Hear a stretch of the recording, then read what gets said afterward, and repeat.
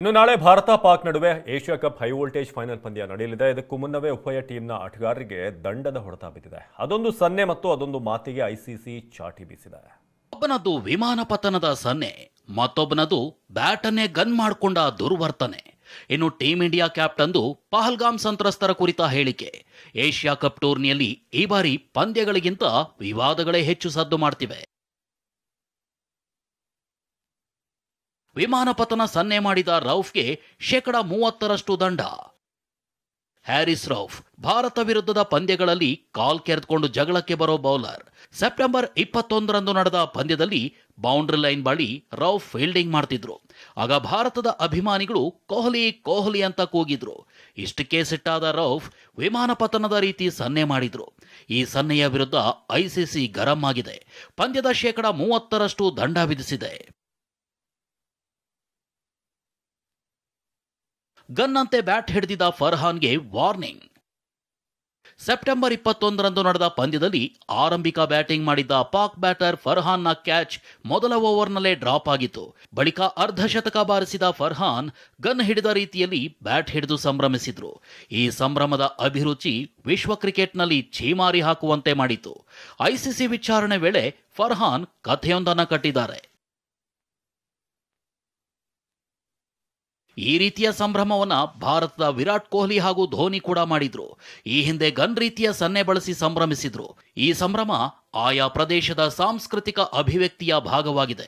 ಮದುವೆ ಸೇರಿದಂತೆ ಕೆಲವು ಸಂತೋಷದ ಸಮಾರಂಭಗಳಲ್ಲಿ ಈ ಆಚರಣೆ ಬಳಕೆಯಾಗುತ್ತೆ. ಹೀಗಂತ ಫರ್ಹಾನ್ ತನ್ನ ಸಂಭ್ರಮಾಚರಣೆಗೆ ಸಮರ್ಥನೆ ಕೊಟ್ಟಿದ್ರು. ಫರ್ಹಾನ್ನ ಈ ಕಥೆಯನ್ನ ಒಪ್ಪದ ಐಸಿಸಿ ಮತ್ತೆ ಈ ರೀತಿ ಸಂಭ್ರಮಿಸಿದ್ರೆ ಹುಷಾರಂತ ಖಡಕ್ ಎಚ್ಚರಿಕೆ ರವಾನಿಸಿದೆ. ಸೂರ್ಯಕುಮಾರ್ ಯಾದವ್ಗೆ 30% ದಂಡ. ಭಾರತ ಮತ್ತು ಪಾಕ್ ನಡುವೆ ಸೆಪ್ಟೆಂಬರ್ 14ರಂದು ಏಷ್ಯಾ ಕಪ್ನ ಮೊದಲ ಪಂದ್ಯ ನಡೆದಿತ್ತು. ಆಗ ಪಾಕ್ ಪಡೆಯನ್ನ ಸೂರ್ಯಕುಮಾರ್ ಪಡೆ ಬಗ್ಗು ಬಡಿದಿತ್ತು. ಪಂದ್ಯ ಗೆದ್ದ ಬಳಿಕ ಕ್ಯಾಪ್ಟನ್ ಸೂರ್ಯಕುಮಾರ್ ಗೆಲುವನ್ನ ಪಹಲ್ಗಾಮ್ ಸಂತ್ರಸ್ತರಿಗೆ ಹಾಗೂ ಭಾರತೀಯ ಸೇನೆಗೆ ಅರ್ಪಿಸಿದ್ರು. ಪಹಲ್ಗಾಮ್ ಉಗ್ರ ದಾಳಿಯಲ್ಲಿ ಮೃತಪಟ್ಟವರ ಕುಟುಂಬಗಳ ಬೆಂಬಲಕ್ಕೆ ನಾವು ನಿಲ್ಲುತ್ತೇವೆ. ನಾವು ನಮ್ಮ ಒಗ್ಗಟ್ಟು ಪ್ರದರ್ಶಿಸುತ್ತೇವೆ. ಈ ಗೆಲುವನ್ನ ನಮ್ಮ ಎಲ್ಲ ಸಶಸ್ತ್ರ ಪಡೆಗಳಿಗೆ ಅರ್ಪಿಸಲು ಬಯಸುತ್ತೇವೆ. ನಮ್ಮ ಸೈನಿಕರು ಬಹಳಷ್ಟು ಧೈರ್ಯ ತೋರಿಸಿದ್ದಾರೆ, ಸ್ಫೂರ್ತಿ ನೀಡುವುದನ್ನು ಮುಂದುವರಿಸಿದ್ದಾರೆ. ಸೂರ್ಯಕುಮಾರ್ ಹೀಗೆ ದೇಶಭಕ್ತಿ ಮೆರೆದಿದ್ರೆ ಪಾಕ್ ಐಸಿಸಿಗೆ ದೂರು ನೀಡಿತು. ಈ ಬಗ್ಗೆ ಸೂರ್ಯ ವಿಚಾರಣೆ ನಡೆಸಲಾಗಿದೆ. ಈ ವಿಚಾರಣೆ ವೇಳೆ ಸೂರ್ಯ ಯಾವುದೇ ತಪ್ಪೊಪ್ಪಿಗೆ ನೀಡಿರಲಿಲ್ಲ. ಹೀಗಾಗಿ ಪಂದ್ಯದ 30% ದಂಡವನ್ನ ಐಸಿಸಿ ವಿಧಿಸಿದೆ.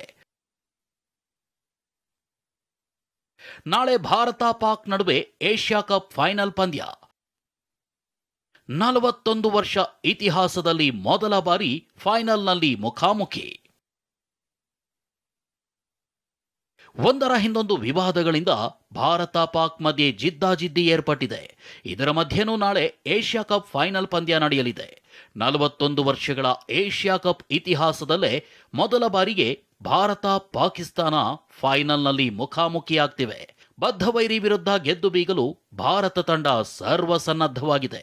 ಹೀಗಾಗಿ ಮರಳುಗಾಡು ದುಬೈನ ಅಂತಾರಾಷ್ಟ್ರೀಯ ಮೈದಾನದ ಕಾವು ಮತ್ತಷ್ಟು ಹೆಚ್ಚಾಗಲಿದೆ. Mahesh, sports bureau, TV9.